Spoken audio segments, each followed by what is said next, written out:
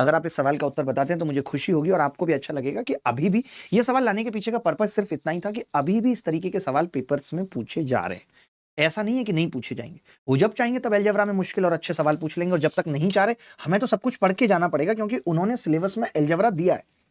अब मैं कह रहा था एक इक्वेशन यहाँ पे 2 वेरिएबल एक्स्ट्रा है, यानी आप 2 को अपनी मर्जी से कुछ भी रख सकते हो, तो मैंने कहा ऐसा कुछ रखते हैं जिससे जीरो ना बने। सी को जीरो किया,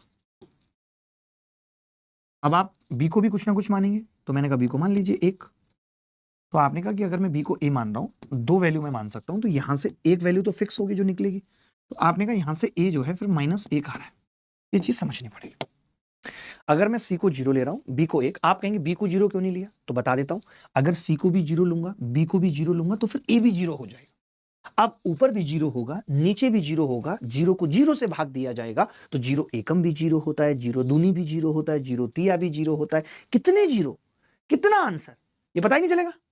हमने कहा कि अगर हम सी को 0 मान रहे हैं तो ये चीज खत्म हो जाएगी और ये चीज भी खत्म।